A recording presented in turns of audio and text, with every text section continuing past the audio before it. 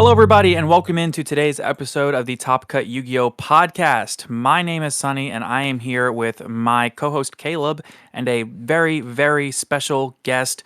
We have Zara, aka 5thRateDuelist. What's up, Zara? How are you doing? Hey, I'm okay.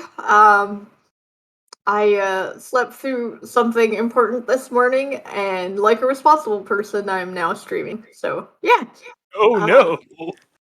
yeah. It'll be Just alright. we don't talk about it. I just explained like, oh, I'm very irresponsible and apologize, and I'll just go tomorrow. So yeah, that's a great introduction to myself. Now that I think about it. That is perfectly okay. So, for those that don't know Zara, I don't know how you wouldn't know Zara at this point. She has had a meteoric rise through the community. She has quickly become one of my favorite streamers personally, and I'm sure a favorite of many. Oh, thank You're you. you're welcome. Absolutely.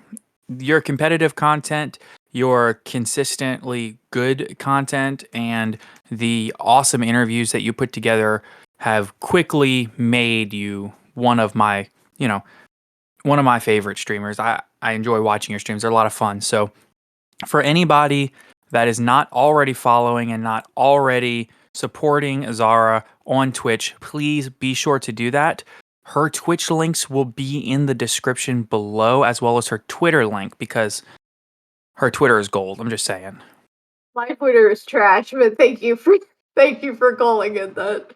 One man's trash is another man's treasure. It's golden trash. That's all I'm saying. So, Okay, as long as we agree it's trash, because I don't want anyone to have any standards for me. I'm not gonna post good content anymore. It's just gonna be about burbs. So, there's nothing wrong with that. Birds are awesome, to be fair. So, yeah. before we get too far in, now that we're done with introductions, I do want to take a quick moment to thank all of our Patreons. It's all right. It's not a crazy long list, but a huge thank you to Austin Johnson, Kane Martin, Mocha, Myth Oceanus, Pigs, Guz Daddy, AD, Aaron Gardner, Anthony Leela, Damian Zink, Mountain Man, Owen Alvarado, Jeremy Drysdale, Ray Powell, and Sunny Sweet. Thank you all so much for your continued support. And for those listening for the first time, if you would like to find us, you can find us on Twitter at Top Cut Podcast and through our Discord, which the link will be in the description below. Whew. Okay. I feel like that was, yeah, well, I'm burning through the intro because we don't want to run over on time. But we want to be able to get to the full conversation.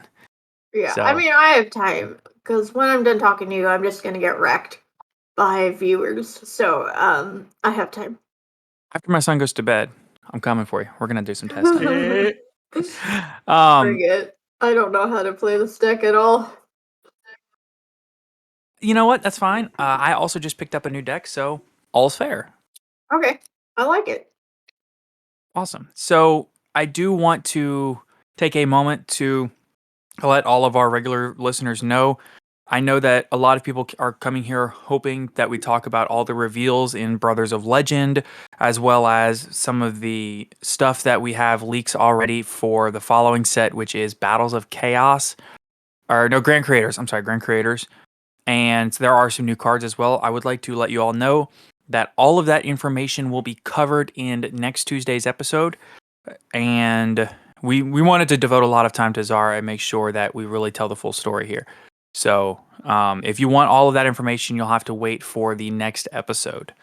So now Zara, oh no, don't be. I think this is a much better content, a much more interesting episode personally.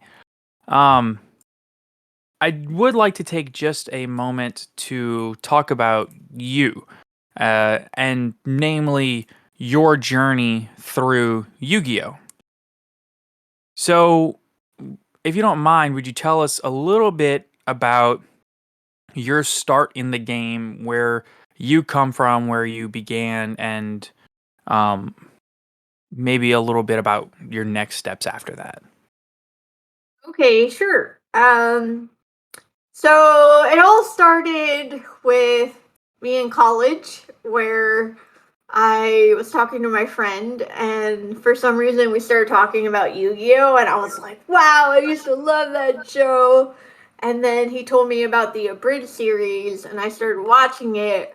and then that got me to watch the rest of the anime that I had never really got to, and I thought it was like the coolest thing ever. And then me and my friends were talking about Yu-Gi-Oh, and we're like, dude, let's go to the store and get some Yu-Gi-Oh cards. And I was like, yeah, let's do it. So we went to this random card shop, and I picked up a Merrick structure deck, and I forget what my friend picked up. And then we played, and we probably didn't play correctly. I think I was using excuses like, well, this is how it works in the anime. And it was just a very like fun experience that lasted like a day, and then we got bored of it. And then after college, I was living with my parents and just, chilling. And then I found my Yu-Gi-Oh cards, and I just kind of was like, man, it would be so fun to play the game, like for real. So I started going to locals with my Merrick structure deck, and I kept losing. Um, but I worked on it, and I played for maybe like 4 months, and I got to the point where I was getting second in the weekend tournament, um, which is like, not bad for someone that like was playing with a broke ass deck. Oh, sorry, broke deck. And let's see. Yeah, so then I quit the game because I kind of didn't really make friends, felt a little disconnected, dudes were weird. And then 8 years later, I was cleaning my garage and I found my Yu-Gi-Oh cards, and I was like, oh, I kind of want to play again. Um, and so I took my 8 years old Gravekeeper's deck to locals, and like I didn't know what pendulum or link summoning were.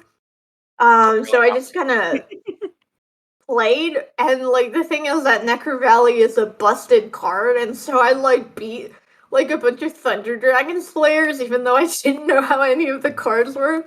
Like I legit remember like seeing a Link monster and like being like, is that a ritual monster? Like why does that have arrows next to it? I was just very, very confused.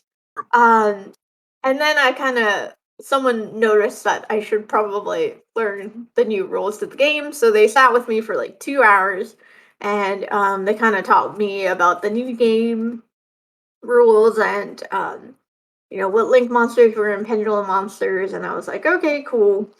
And then I started playing, and it was difficult. Like the game was just moving really fast. There were a lot of effects and stuff like that. And then my deck just plain sucked because I was playing stuff like Fiendish Chain and freaking Solemn Warning and stuff like that. And so yeah. Um, and then time the pandemic happened. No. Before the pandemic, oh, by the way, I came back around Eternal format in November 2019. And Gotcha. then Spiral, like there was that ban list where they just banned like the four main decks. And then Spiral happened and I didn't like the format, so I quit. And then Pandemic happened, so I wasn't playing. And then I just kind of like got it, like my friend Tracy Cakes was doing like this like woman NB LGBTQ tournament, and so I was like, oh, I want to play in that, and so I got my Shadal deck just online, and I learned that, and I was like, yeah, I'm gonna have to invest in like a good deck, and so my birthday rolled around November 2020, so I bought Invoke Should, which I call my broke bleep deck. Broke bleep Shadal deck. Sorry, I'm gonna accidentally say it because I just say it so casually, but broke bleep Shadal deck. Um, and yeah, like that's whenever I kind of was like, maybe I should learn how to play this game. And so I started this series called Road to YCS on YouTube, where it was just documenting my journey of getting better at the game. And I made goals like, let me enter a remote duel tournament, let me enter an online tournament. And I just focused on that. And like, that's kind of when people started to find out about me because it was like, I was streaming and I was obviously getting a lot better because I was taking the game seriously. And so people became interested in watching me because they wanted to see me grow at the rate I was doing. And then 6 months later, I got second place in this 180 man tournament at Gamers Choice in New York. And that's kind of when a lot more people started finding out about me. Um, and so, yeah, now I kind of play a little obsessively. I got known for playing Drytron. I had some competitive success with it. And now I'm trying to learn women in bird costumes. And it is not successful yet, but it takes time to learn. Just keep an eye out for Lyrilisk, Birdstrike, and Brothers of Legend. That card is busted. Searchable Dark Ruler no more. Yeah. It is a very good card. And there's like a draw too. Like I don't know why Konami is like simping for women in bird costumes right now, because they're printing all these support cards for birds that are just gonna make it even more broken. And I don't know why. I think it's their apology for simping for dudes in bird costumes for so long with black wings. Maybe. Like, actually. They're like, hey, let's balance the universe. Let's print some girls in bird costumes for a little bit. I will say they printed an enormous amount of Blackwing support over the years. Yeah, So- Blackwings, I played against like 8 years ago. Why don't we play Blackwings? Sorry, I had to. Big Progression Series fan. So your journey pretty much, as far as your path to competitive success, when would you say was the time that you first started to look at the game and be like, I want to take this seriously. I want to play on like a high competitive level. Is there a particular moment or time or? Yes. So when I started Road to ICS, like I did want to play competitively. But I don't think I really imagined that I would be like, traveling to events the way I do now. So I would say probably when I became like really competitive was when I got second place at that tourney. Because like I wasn't even expecting the top. Like I thought I was gonna do terribly. Like I was just very shocked that I took second place. And it was like, dude, I took second place without like realizing that, like while thinking that I just sucked at Yu-Gi-Oh! So what would happen if I like rode this train and like worked on getting better? Could I continue to have competitive success? Right. And something that's really funny to me is you say that that's when you started to really take the game seriously competitively. But I personally remember watching your streams before that, quite a ways before that. And I don't know your mindset better than you do, but I remember at the time, seeing how seriously you were taking everything just at, when you were playing the Invoke Should Dogmatica build. I mean, you were already, in my opinion, pretty good. So, I Oh, I'm not gonna lie. When you on Twitter, as you were doing your round by rounds in that tournament, I was just cheering you on the whole way. So, yeah, yeah. Uh, Yeah, for anyone who doesn't know, I like to detail like how I'm doing throughout the tournament on Twitter. Just so everyone sees what's up, type of a thing, and I have people to talk to. So it was just nuts because when I was in that New York tournament, like I was like, "Oh my god, I won! Oh my god, I won again! Oh my god, oh my god, I won! I'm at table one! I'm at table one, guys!" And it was just like it felt like people were really paying attention because like they were kind of invested in me doing well, and yeah, whenever I posted that I got freaking second place. And I took a picture of my prizing, and yeah, it like went viral, and I was just like, I just got like hundreds of follows, on all my platforms. It was just nuts. it's awesome. So, do you think that that moment, that second place finish, do you think that it was a validation of all your efforts so far, or do you think that getting second instead of first kind of stoked the flames more and made you want it even more than you ever did before? No, I was thrilled with getting second, man. I won hundreds of dollars in Yu-Gi-Oh cards. Like, I was like, no freaking way. But like, I did like struggle a lot with anxiety because I remember specifically being like, oh my god, was it a fluke? Was it a fluke? And there were times where people made comments about like, um that it was a fluke, like that, oh, beginner's luck. Like a lot of people made comments that kind of like took away from the accomplishment, which was very hurtful, and it definitely got in my head. And I know that the remote dual YCS, the first one, was a week after, and I just did terribly because I was so freaked out. Like, it was a mistake. Like, I didn't deserve it. And it was just really, really in my head. And it was, very, very bad, experience. So, yeah. So that anxiety going into a tournament, I don't think that that's an exclusive thing. I think that that's something that a lot of people struggle with. At basically the start of every tournament, whether it's locals, whether it's a case tournament, whether it's a regional, a YCS, it does not matter. Every tournament that I've ever played in on pretty much any level, even to this day, when I go and I sit down against my first opponent at locals, my hands shake. Oh, yeah. I mean, they so much. I can barely hold my cards. They shake so much. And it's not until I'm about 10 to 15 minutes into round one that it even starts to calm down a little bit. Yeah. I know. Yeah. My hands don't shake round one, but I do kind of feel that nervous tension. But after round one's over and done with, I'm like, okay, I got this. I can breathe. Yeah. Which is why I almost always lose round one and then go undefeated for the rest of the day.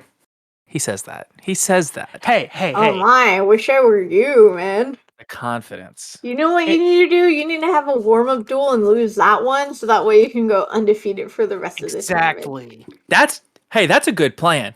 That's a good plan. Warm up duel before round one. This Mhm. man, you know what? We're going to Pasadena. I'm gonna make sure that we duel before we leave for the event. Yeah. Because this past weekend I was in a GOAT tournament with Pac-Man. Lost round one, went undefeated the rest of the day.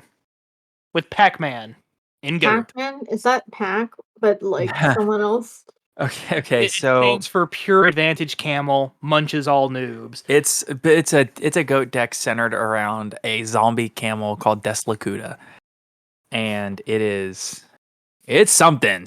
It's a control deck based around just punching your opponent in the face with advantage until they just give up. Yeah, it's literally draw one, flip this card back face down. Next turn, draw another. Yeah. Swarm of Scarabs and Locust where it's flip, pop something, and then flip them back down. Next turn, flip, pop something back down. Yeah, Poke for 500 at a time. Oh my, that sounds very annoying. It's the worst. It's honestly horrible. I hate playing against. It's just floodgates. It's horrible. It's really fun to pilot the deck and to watch. It is terrible to play against it. I would argue it's not a dumb name. It's the best name ever. So, anyway, but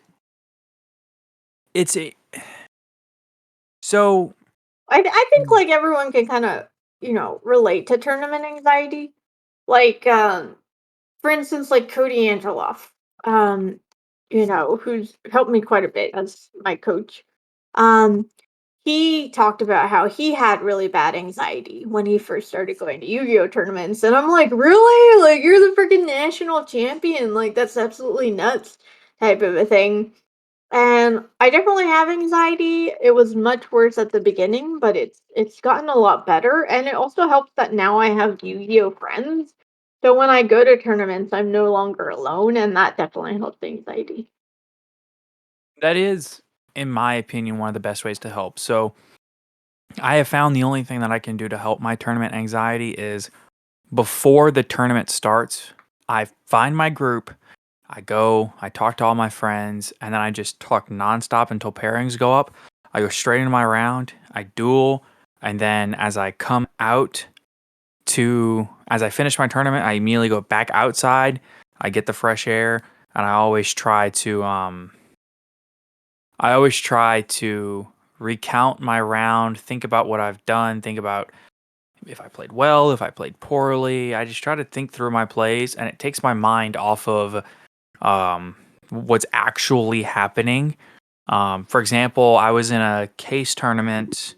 I guess it was Burst of Destiny sneak peek weekend. I remember that tournament. Yeah, I went 5-1 in that tournament. Got 4th after Swiss. It was my best tournament result that I've ever had. Because we just got back into the game about 18 months ago. So it's been a journey, honestly, for me also, but this is not about me. And I think that stepping back and reflecting after each round is the only thing that's helped me personally. Mhm.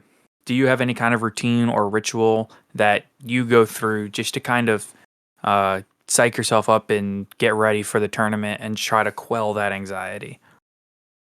So I really make an effort to get breakfast beforehand.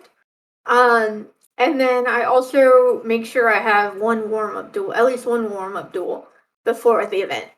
Because the first game of the day, I just played terribly. It's so bad how I play. And so I just need to like have the game, get losing out of the way, get my nerves out of the way, and then after that, I can freaking play Yu-Gi-Oh a lot better. So I think that's really important. I think the breakfast helps quite a bit. Um, but yeah, that kind of stuff is like a lot easier to do, um, like for in-person tournaments, versus like, uh, remote dual tournaments, which you don't necessarily have people to play with, and you might be too lazy to get breakfast because you roll out of bed and then go to your computer like me. Yeah, I think that I think you're right. Yeah, I just think you're right. Eating breakfast and making sure that you're going in like with a sound mind and like understanding your situation and your surroundings, I think is the best advice I can give to anybody, especially like YCSs and stuff. These things start at like 10 o'clock in the morning and you're going to be there literally all day. Eat a good breakfast, get a good head start, and be ready to go. So, Yeah, I also have snacks that I can eat throughout the day just because it's hard to get a meal going. And I think that's really important too. yeah, for sure. I usually like to bring like a little Cliff Bar or like the little cuties oranges, things like that. Oh, good suggestion. I might do that. I usually just get like little granola bars. Yeah. So, um, which makes me wonder at Pasadena what what kind of food they're gonna have available because I don't want to eat like greasy fried food and like stuff that's gonna I want to eat like a salad or something. Yeah. Yeah. Maybe some trail mix. That'd be a good one. Are you going to Pasadena? Yes, I am. Woo! Whoop whoop. We we I don't know how we're just cobbling together the money. We're not missing this. There's no shot. We're bringing all of our recording equipment. We have literally an Airbnb booked from Thursday through Tuesday, and we're gonna record an episode every night. Okay. Cool. I like it. Yeah, we're super duper pumped. Hoorah! We're rooming with Giant Skyhawk. I think you've met Giant Skyhawk, yeah. Oh yeah, I know him pretty well. He's a great So singer, by the way. he is. He is. He posts some of the things that he's working on in our music channel on our Discord server, and he is pretty good. Yeah, Better than me. definitely. Um, so I I remember. I was trying to remember my next question. What made you decide to transition from a strong control heavy strategy like Invoke Should Dogmatica into a more combo heavy strategy like Drytron? Wait, first of all, I did not play Dogmatica because I had broke Ashy Dolls, so there was no Dogmatica. There was no product prosperity. There were no expensive cards. It was just a budget build. So I really want to emphasize that I started with basically nothing. That's fair. So That sounds it was, very familiar to me. yeah, it was very difficult to get wins because, sometimes it was just like, I just don't have, the cards I need to win because I can't afford them. Um, so that I want to clarify. And then what made me switch from that to Drytron? Is that your question? Yeah. So, kind of, what was the thing that made you jump to such a vastly different strategy?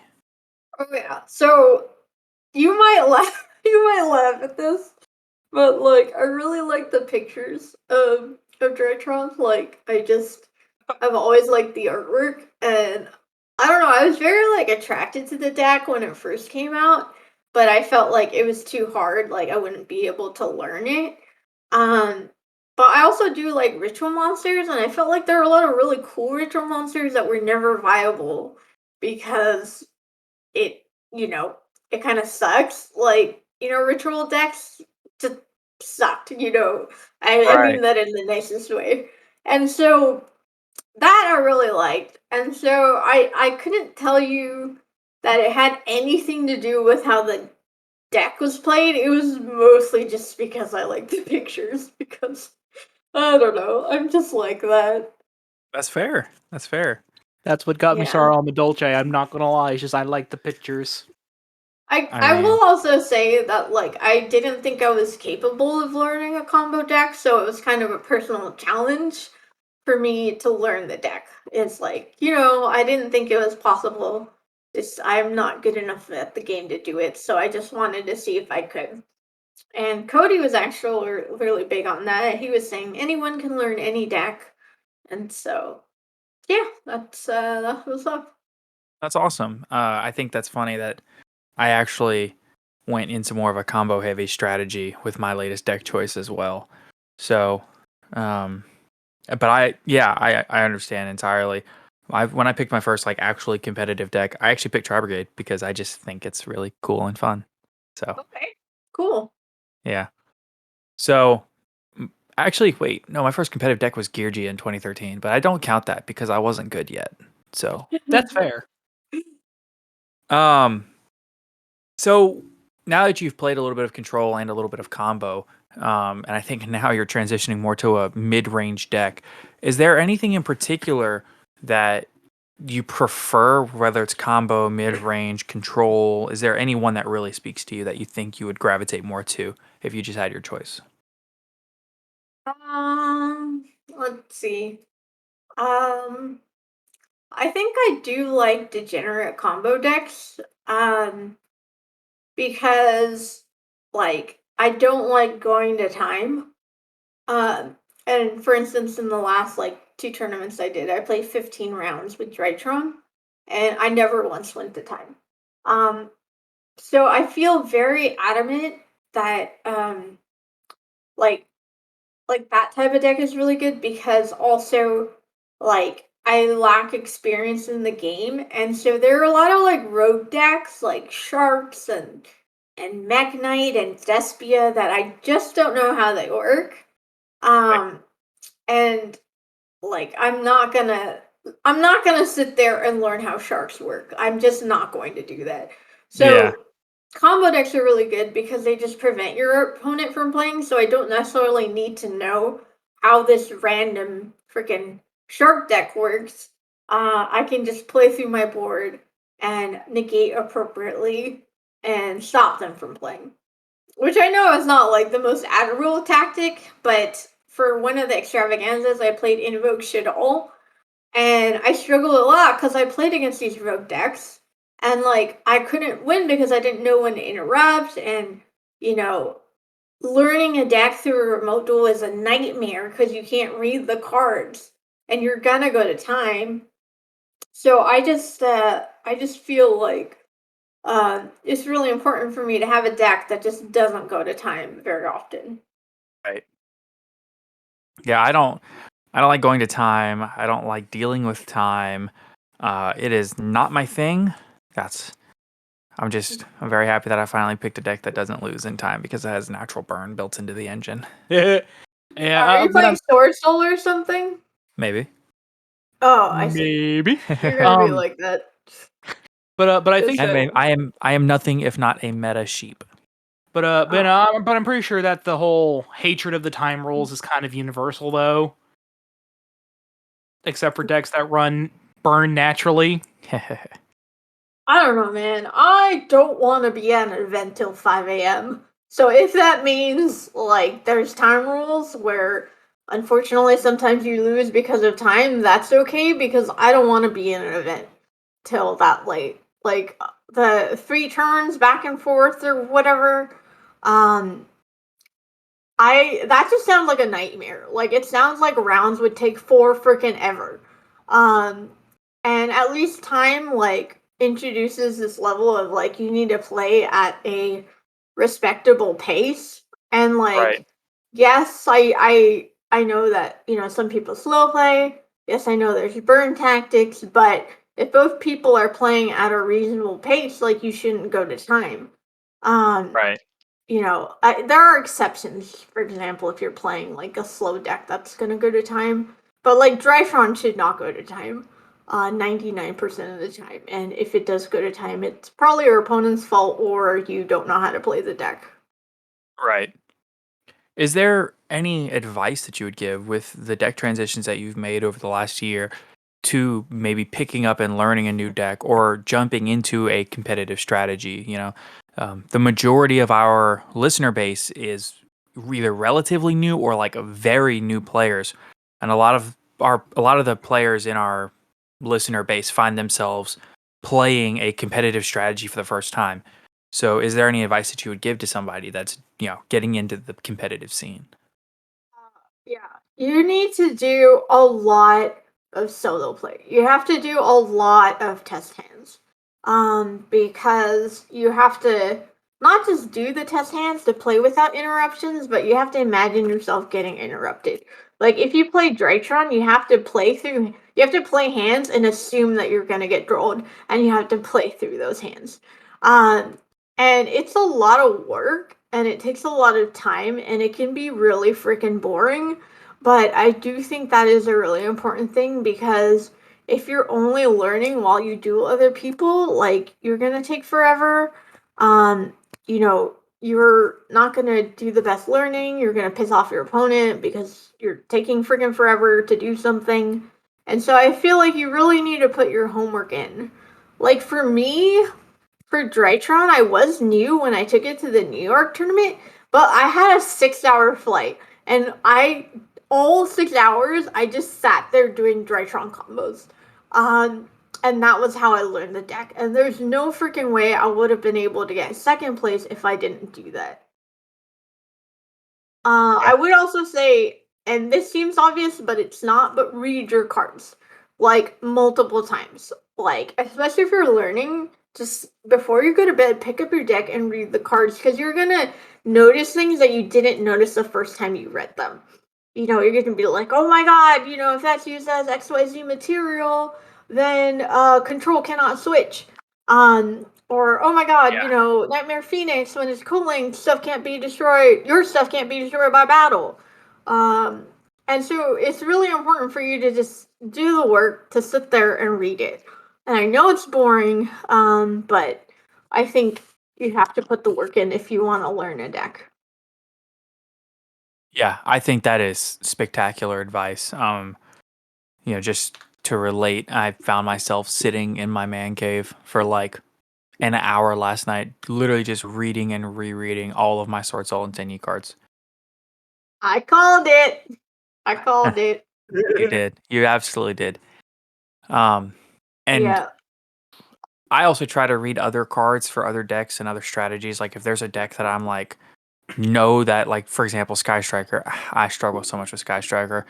I just stop the spells. That's all I try to. I just try to flip IO. That's all I know to do. So, um, you know, knowing that, I would try to maybe sit down and like read all my Sky Striker cards. So, or Salamangrate. I don't know what a single Salamangrate card does, but I should probably sit down and like read the cards.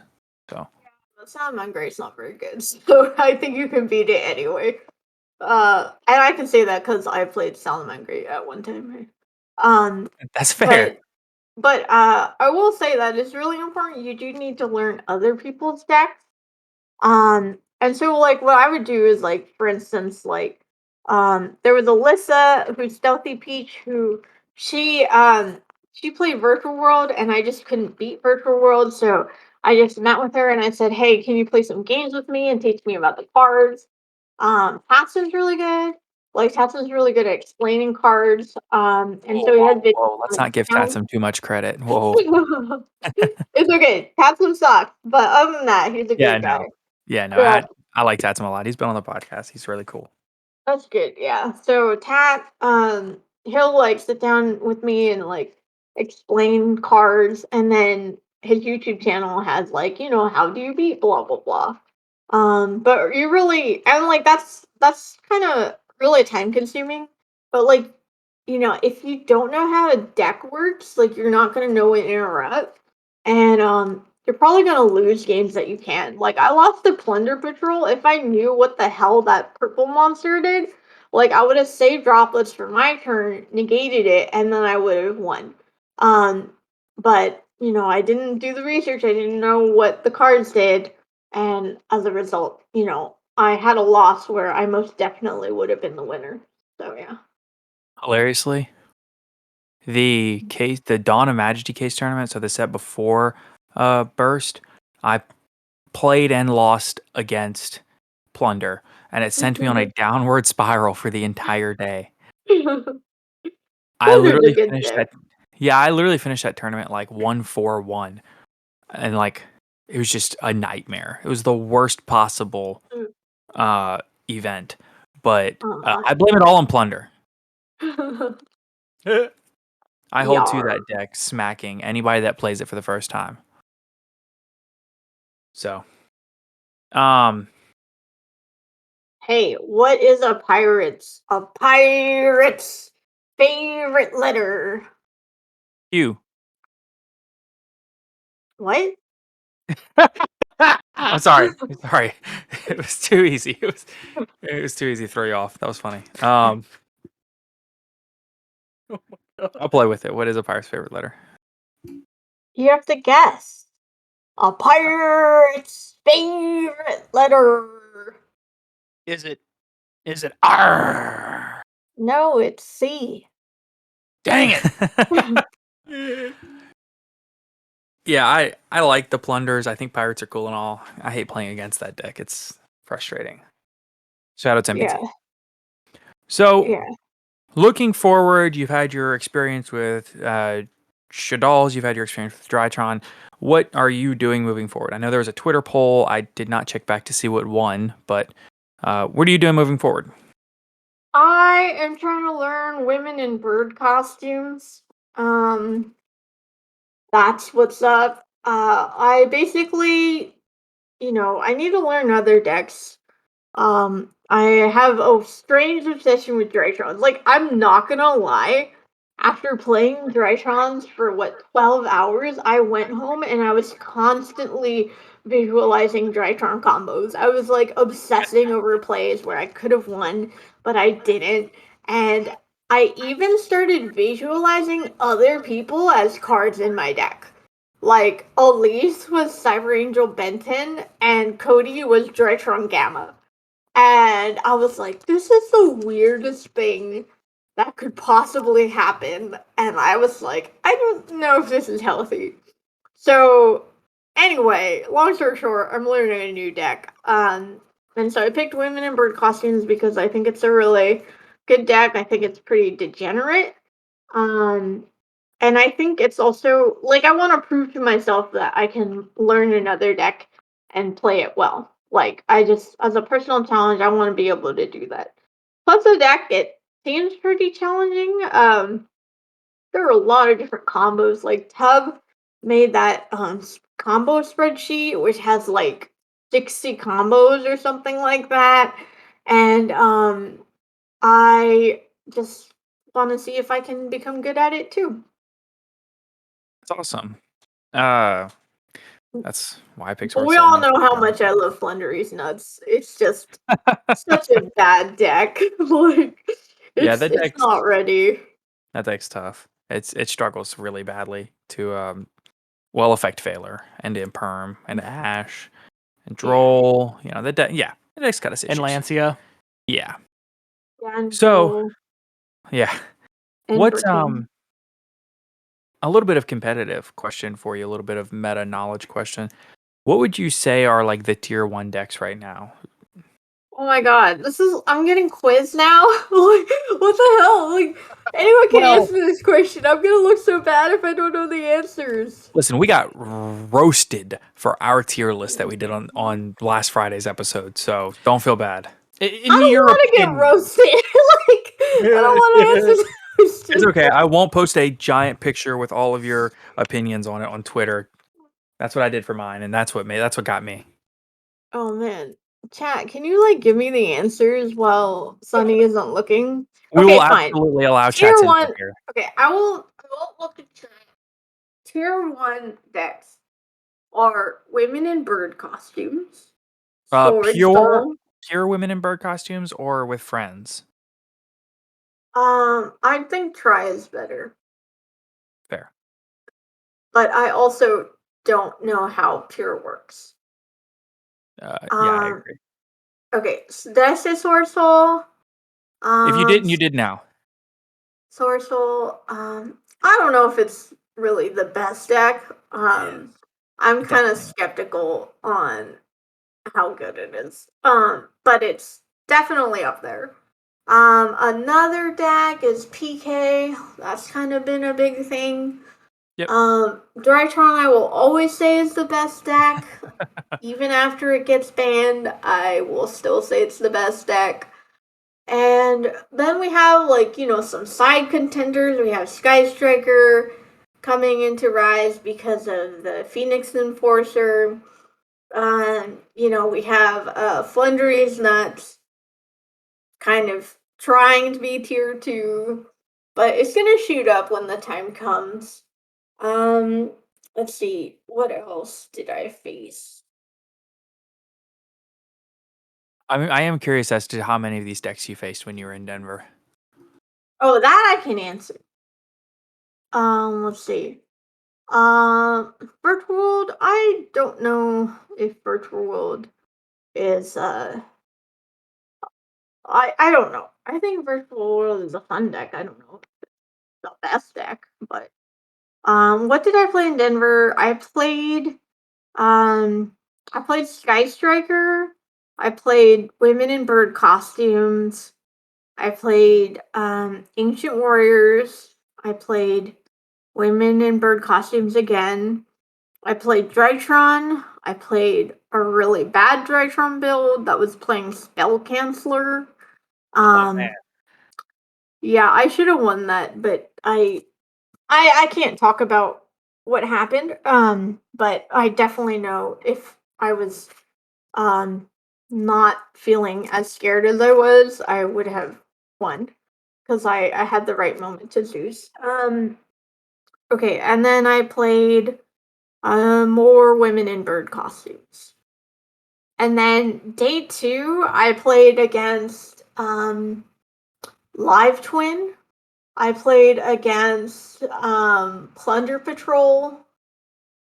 I played against PK. I played against Free Sword Soul. Okay. And was there any deck that stuck out to you particularly as like, ooh, this thing's good? I think the women in bird costumes. Of course, deck is awesome. Yeah. So I do Yeah. know that Caleb wants to ask you a couple of questions about said women in bird costumes.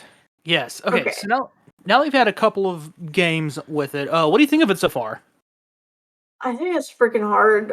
There's so many freaking things you can do, like so many decision trees, and I don't know which is the best one.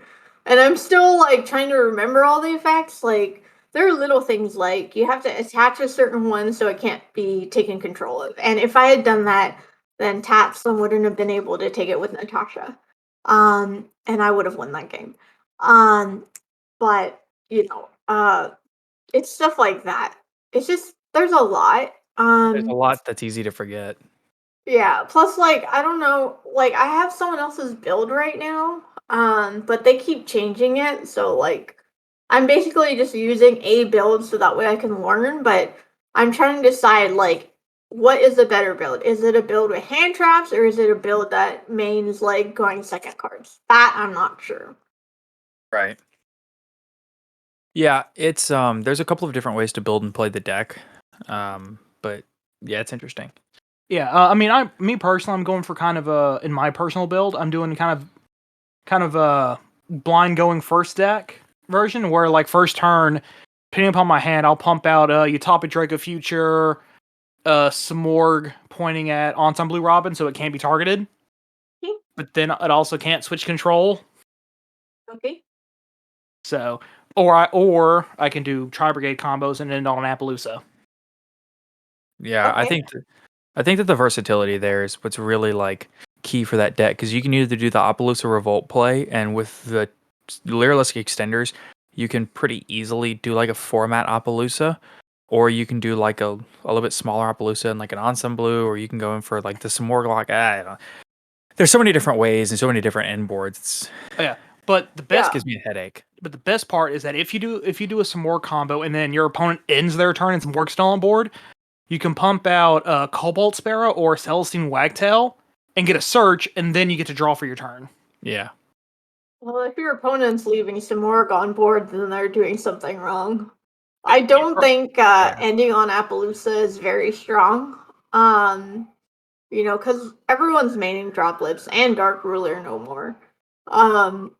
So I don't think, like, I wouldn't even play Appaloosa in the bird deck because it's just not a strong ending. Like, I don't even think it's that great of a deck because it's like, oh, you end on Appaloosa Revolt. Oh my, I know exactly how to beat that, and I beat that a million times. So I would not really even put that on my end board. Yeah, Yeah. and I Chalice understand where is you're coming also a from. big thing too. Not to, like, criticize your gameplay or something like that. No, it's okay. I understand. I don't know, like it's still a conversation needs to be had because then that's how you get what's the word I'm looking for? Innovations in deck building is somebody going, well, I don't think that's a good idea. Try this thing. Well, I don't think that's a good idea because I've tried that before. But that's how you get innovation. Yeah. Yeah, I don't know. I wouldn't say I necessarily have, like, the knowledge and experience and status to back up my claims. I'm just very opinionated, and I think I know everything. So yeah. I think that realistically, Apollos is still an amazing Yu-Gi-Oh card, and it's good, especially in certain matchups like Virtual World and Drytron. But the issue is, as someone in chat pointed out, it's a lot better when you have something like IO to back it up to protect. Yeah, or a Apex Avian chillin'. Yeah, for negate, but Yeah, good luck having IO as an unsearchable one of. That's all I no, can that's say. fair. That's fair. That's entirely fair. Yeah. Um, I'm not saying you should rely on that, but Not at all. Yeah. yeah, I But don't know. I did There's play a IO in Drytrons just because I was, like, very concerned that Mystic Mine was gonna be everywhere, and I didn't run into it once in 15 matches, but um at least from what I heard, like, all the lists are running Mystic Mine, and I was like, I refuse to be decked out game one because I don't have an out to Mystic Mine. Like, I care more about, like, not letting my opponent win by decking me out to have, like, one order just in case. And if I happen to draw the order, and set it along with other cards, then I won. Just because order is like an insane card type of a thing. But I think it would be stronger if, you had, like, freaking Nightmare Griffin. So you'd send with Beatrice and then set with Nightmare Griffin. I don't know how to do that combo. That's something that is a possibility. Like, if you can rely on having IO there, then I think that would be very powerful. yeah. I mean, that's fair. That I know that there are combo lines to like search and set it, but it's not. It's kind of suboptimal compared to the other things that you can do. Yeah. Funny that you mentioned Mystic Mine. I've encountered that card exactly 2 times, and both times I was playing Medolce, and I just kind of sat there and until I got what I needed, and then just negated it with Medolce Promenade. How to do the Oh, job? nice. It's hilarious. I just pulled that card. Promenade? Yeah. Proman. No, she said no, she just pulled it. I just Oh, pulled pulled that it. card. I'm sorry, I thought you said spell it. Oh, No, I know how to spell promenade. we're definitely gonna add a new bit to the show now. We'll do a spelling quiz because Caleb looked like he was struggling right there. I was. So we do Spell want. Appaloosa. That's all I can say. Oh, I've tried so many times, and I can't. I always get confused over whether or not it's 1P or 2Ps. I get confused on the L's, the S's, the P's. I'm out on that card. I was good at math and science. I was not good at English. Same. We do want to go ahead and start going to the wind down. What we're going to do is we do a podcast question of the day for every episode. And hey, listen, guy in the chat that just said Appaloosa is a floodgate, you're lying to yourself and everybody else. That's been a huge debate in our server. It's been a big deal. It's been a months-long debate, and we can't come to a reasonable conclusion. Like the nearest thing to a reasonable thing we've come across so far is that we all disagree. It's floodgate light. Oh god, how does it always come back to this? I don't know. It's become a meme at this point. Yeah. Yeah. Okay. Sorry. I don't know what to think about that. I also don't think it matters whether it's a floodgate or not. Because that doesn't really change anything, right? It's just a matter of semantics by this point. Patrick Hoban thinks it's a floodgate. Well, Patrick Hoban can talk about it with me on my podcast. That's all I can say. Yo, I'm here for that. I'll watch that. Let's do that. Oh, so would I. That seems like it'd be a whole lot of fun to watch. Without a doubt. So I'm going to go ahead and recap the last podcast question of the day, talk about some of the other answers that we've gotten, as well as get your answer if you're willing to give it. And then we have the next podcast question of the day, which is today's. So the last podcast question of the day was, how do you feel about the return of in-person events such as YCSs? Or is it a good move or a bad move? Whatever. We got some good, insightful responses. We have a response here from RJ. As much as I miss in-person events, it's probably a bad call. Unlike conventions, Yu-Gi-Oh! Takes place entirely in one room, and they're very tightly packed in, and it's a tough space to regulate. We have a lot of people that are very excited and very happy with it, that the proof of vaccination is required being a good thing, as well as the proof of masks, and that will be the thing that's that makes it okay. People that are excited to play with real opponents and think that it's fine as long as it's done safely. I think that there is a good discussion to be had in both directions of this. We do think that like there's other people in our server that answered in the podcast question of the day channel that we have. Several people say good move, but I mean there are a lot of people that still think it is a bad move. A lot of people aren't convinced necessarily that they're going to enforce the mask wearing. And I haven't been to an event of this size since COVID started, but I think that with the right precautions and precautions is just the right word. With the right precautions, that it can be done. It'll be a little wonky, but it can be reasonably done. So, how do you feel about it? I mean, the fact is, Yu-Gi-Oh! Players are not going to wear masks. Some might, but anytime you go to like locals or any of the events that I go to, like Yu-Gi-Oh! Players just aren't wearing masks. Even if it's been a requirement. So Konami, I hope, has a little more is a little more strict with this to enforce that people are wearing masks. But they're gonna have to be strict because the fact is that a lot of Yu-Gi-Oh! Players just don't wear masks. I think having the requirement for vaccination is a really good step. I do think if you are planning to go events, I would consider getting a booster shot. That's like what I'm going to do. just as an extra precaution. Um, I do think that, the joke is that Yu-Gi-Oh players don't shower. Do you really think they're gonna wash their hands? Um, is, something that I've said that is a little dark, but you know, it's up to Konami to really enforce things and make sure that things are safe. Have masks available, have sanitizer available, and make it something because people are going to be tightly packed.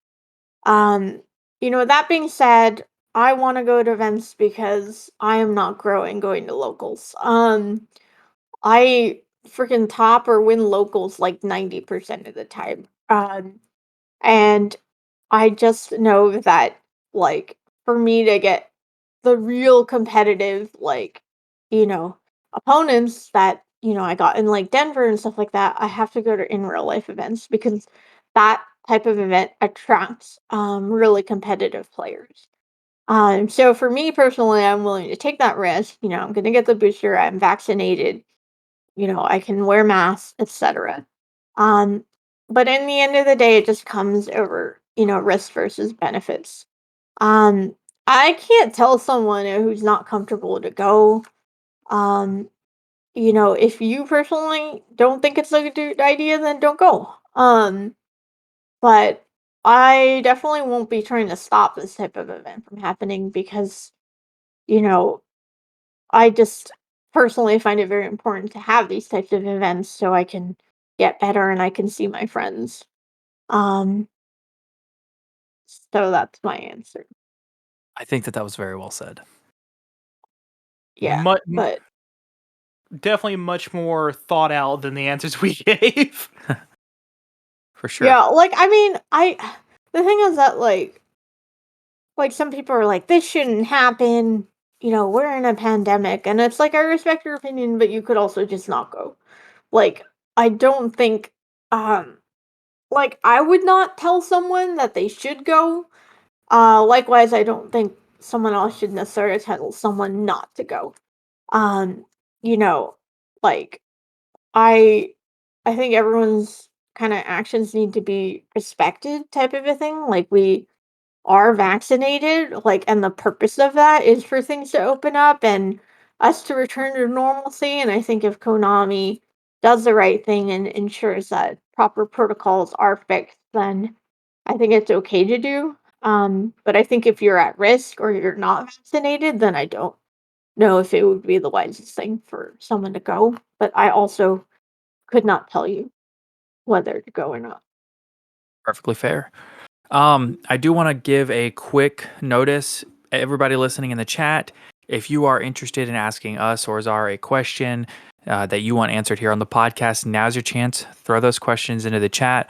And in the meantime, this episode's podcast question of the day that will be posted on Twitter tomorrow morning when this episode goes live.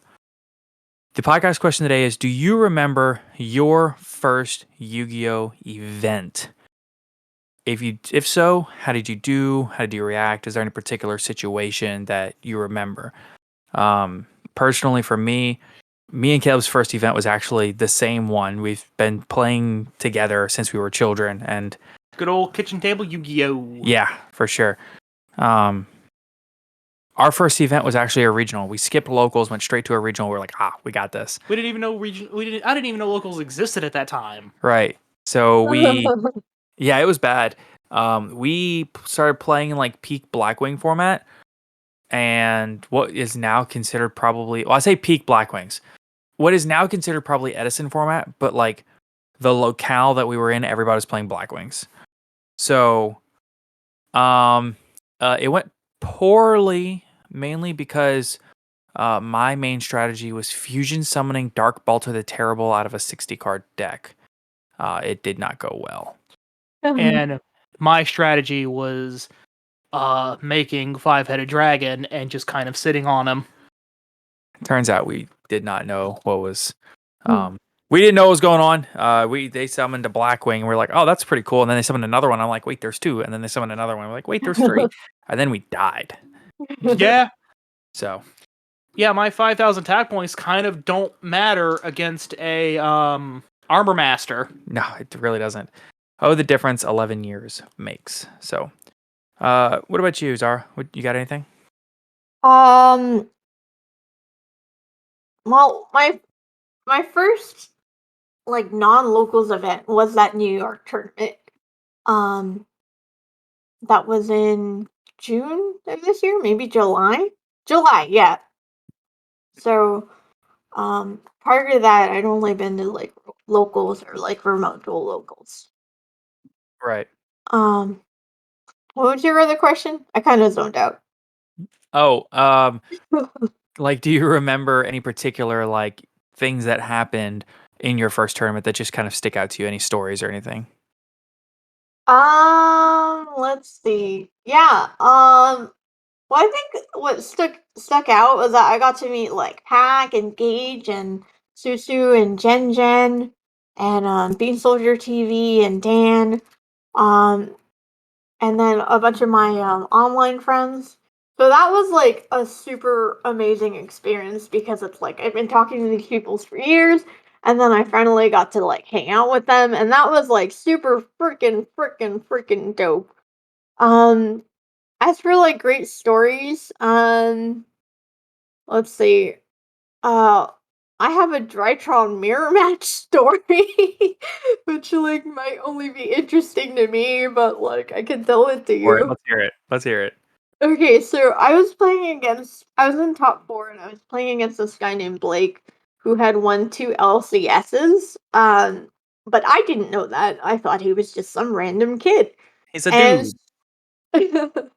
and then he let's see, I start with instant fusion and make Millenniumizer strict, and then he activates Droll, and then I activate Millenniumize, and then he activates Orange Light and discards another fairy, and then I discard Orange Light and Eva to negate that. So the Droll's negated. He has two cards in hand. I banish to add Diviner, and I go full combo, and I won.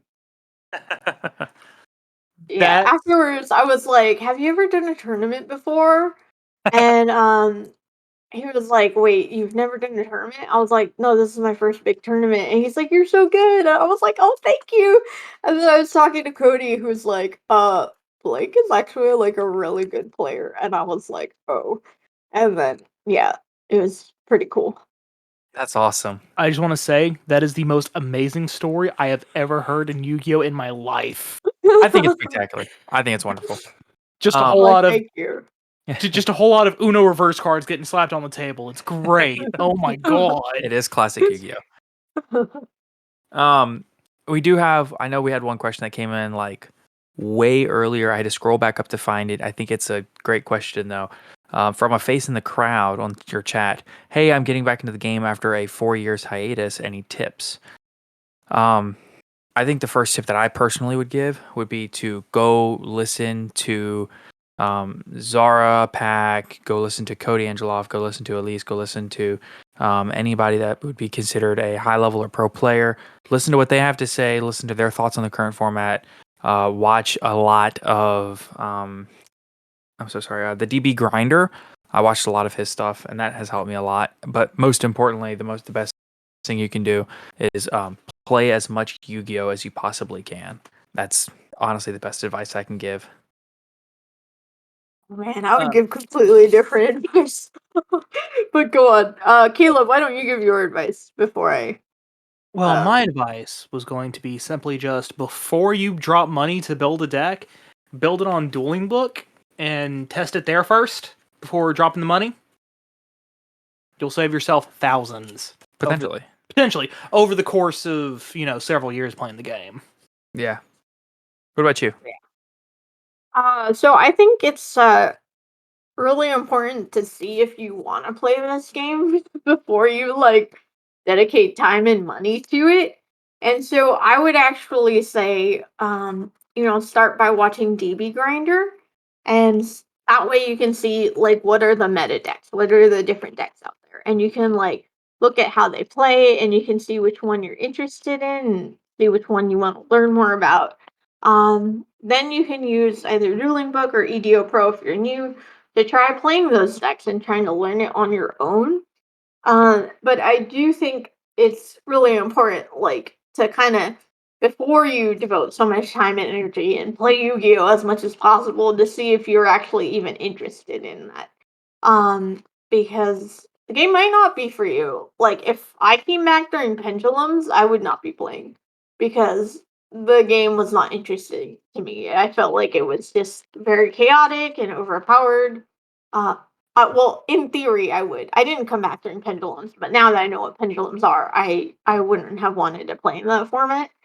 Um, and then I would also just spend time, watching other people play. That's like a great way to learn.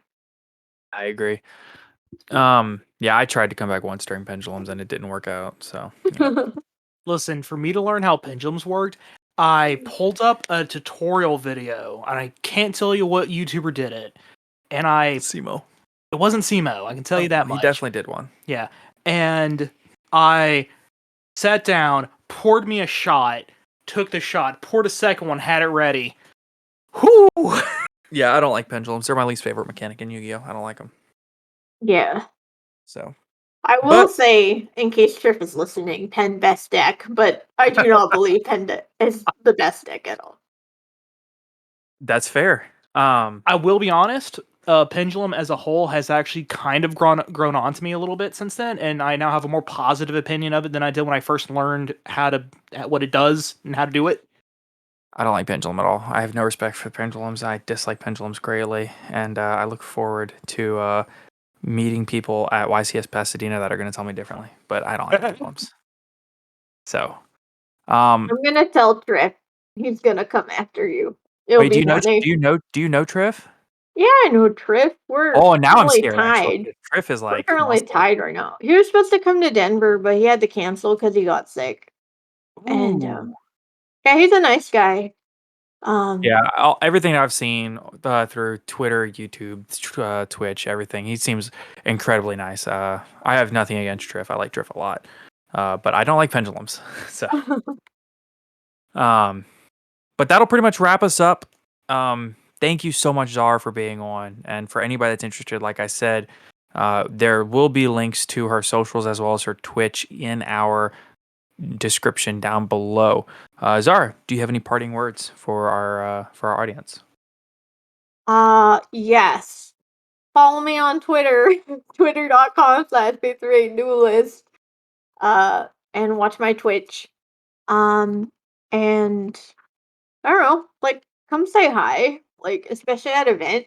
Like, when I go to events, it's like there are people who know me, but like most people are like too afraid to come talk to me. And like I'm usually like sitting alone, just kind of like, processing and stuff. But come say hi. Just just introduce yourself and have a conversation. One of my favorite memories actually is that this kid came up to me in Denver and he was like, "Man, I keep breaking in Drytron. Can you look at my build? Blah blah blah." And so we took his deck apart and I started giving him feedback on things that he could do. And it was just like a really fun, productive conversation. And it was really helpful for him. And then it was like helpful for me because I was like, "Oh my God, I'm helping someone with Drytron." I was like super happy. Like, I just want to make That is as so many friends as possible. So, introduce yourself.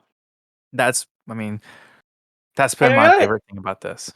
yeah, another thing is that like I'll go to events with my friend, Luis. He's my friend from locals, and he'll tell me that people come up to him and are like, "Is that Zara?" And he's like, "Yeah, go talk to her," but they won't talk to me. So that's why I'm just like giving a PSA. Come talk to me, guys. Say hello.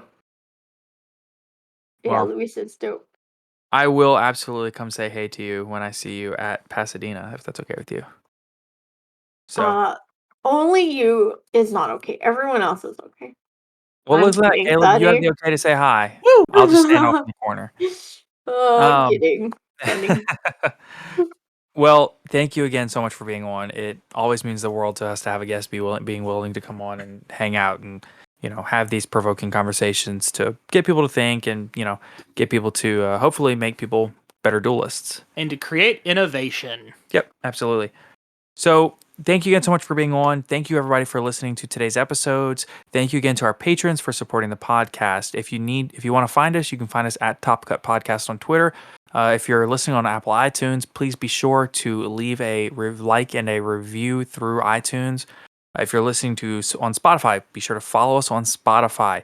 We post episodes every Tuesday and every Friday, and that's all I got. Be sure to check out our sponsor, ETB Games, in the description below. I should have said that a lot earlier, but it's been an exciting episode. So thank you, everyone, so much, and have a good day, everybody. Take care, everyone.